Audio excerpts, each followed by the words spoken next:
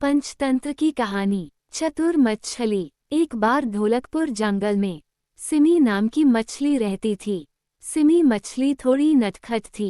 हर समय कुछ न कुछ शैतानी करने के बारे में सोचा करती थी। ऐसे ही एक दिन वो अपनी माँ के पास गई और बोली, माँ कितने दिन हो गए हैं, हम लोग तालाब के अंदर ही हैं। चलो ना माँ पानी के ऊपर, मुझे पानी के ऊपर जाकर खेलना है, प्लीज माँ। सिमी की बात सुनकर माँ ने कहा, नहीं सिमी अभी नहीं, अभी शिकारी होंगे बाहर, रात में चलेंगे जब कोई भी नहीं होगा, तब खूब मन भर खेल लेना तुम।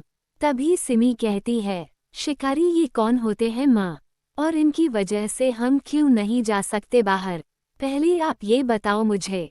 फिर माँ कहती है, बेटा शिकारी वो होते हैं जो हम जैसों को पकड़ते हैं, और अगर हम बाहर गए तो ये हमें अपने जाल में पकड़ लेंगे, फिर हम सब एक दूसरे से अलग हो जाएंगे, समझी मेरी प्यारी सिमी। इसलिए माँ की बात मानो और जाओ अभी कुछ और काम करो। सिमी उस समय अपनी माँ के सामने से तो चली जाती है, लेकिन बाहर जाकर खेलने की अपनी जिद पर भी पड़ी रहती है।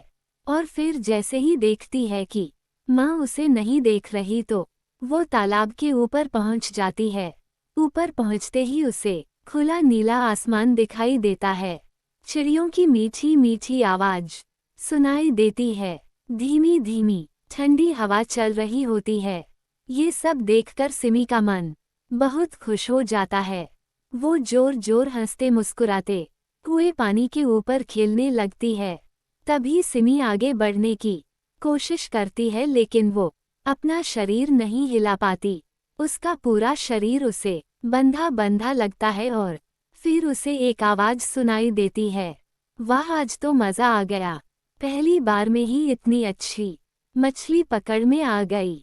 और ऐसा बोलते हुए शिकारी जाल को अपनी तरफ खींचने लगता है। तभी सिमी कहती है, भाई मुझे पानी से मत निकलो, अगर मैं पानी से बाहर निकली तो मैं कैसे जिंदा रहूंगी।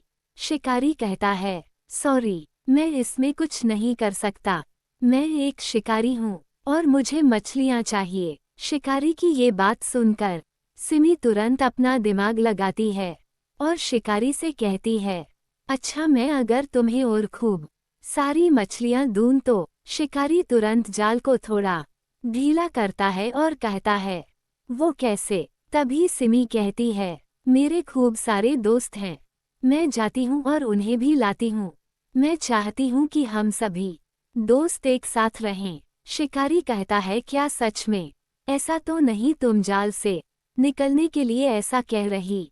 तभी सिमी कहती है, अब आपकी मर्जी है कि आपको एक मछली चाहिए या फिर बहुत सारी। ये सुनकर शिकारी तुरंत जाल हटा देता है और सिमी से कहता है, ठीक है जल्दी जाओ और सबको लेकर आओ, मैं यहीं तुम्हारा इंतजार कर रहा हूँ। और फिर जाल के खुलते ही सिमी न इधर देखती है और न उधर, सीधे नीचे अपनी माँ के पास जाकर रुकती है।